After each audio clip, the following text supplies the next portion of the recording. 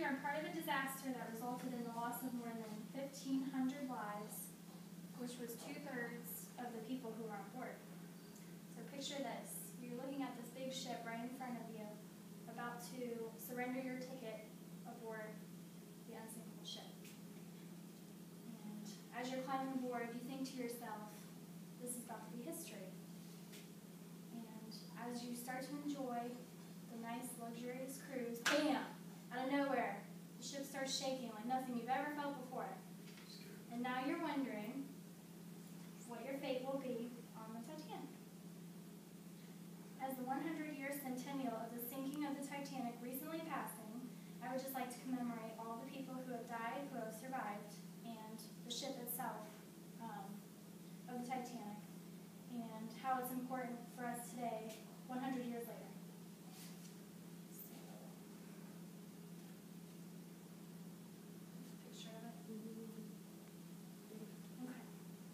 The sinking of the Titanic and its victims will always be a part of our history and will always be important.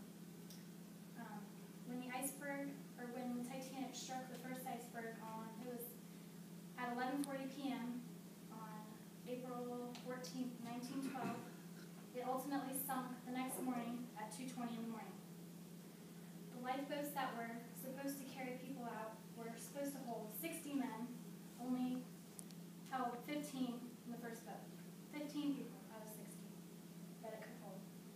In the waters, people that got stranded in the waters was so cold, their life expectancy was 15 to 45 minutes because the water was so cold. So you can imagine. The captain of the Titanic says that the big icebergs that drift into the warmer water melt much faster underwater than on the surface. So sometimes there's a low extending reef 200 to 300 feet below the sea, and when a vessel would hit that, it might be torn away, which is exactly what happened, so that's kind of ironic. The passengers aboard the Titanic included victims and survivors. There was 706 total survivors, 75% of them being female because of the situation with the lifeboats. The women and children were to be, sent off first. Melvina Dean was the youngest person aboard the Titanic. She was 2 months old at the time, and she was also the oldest living survivor of the Titanic, too. She died 97 years old about 3 years ago, in 2009. Over 1,500 perished, and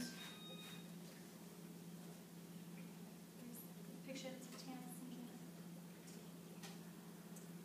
That's a recent picture from the voyage of 2010. They went down and they released these photos recently with the 100-year anniversary. 100 years later, stunning new videos and pictures were captured and shared with people to remember everyone that died and those who survived. There's also artifacts being put in 8 different museums in 8 different states. They're putting artifacts that they found and that they are finding, and they're opening them up in 8 different states. Commemorating the Titanic, its victims and survivors, and exploring the Titanic 100 years later is always important. All that who perished and survived the Titanic are both important because those people should always be remembered, and whenever you think of the Titanic, it's not really a good thing. The captain of the rescue ship was also an author of the book after the Titanic sunk, and he said that if you look up the word Titan in the dictionary, the definition is a race of people vainly striving to overcome the forces of nature. So that's kind of very ironic why they would name it something like that. It's kind of a curse, if you ask me. But so there's another picture of the 2010 voyage.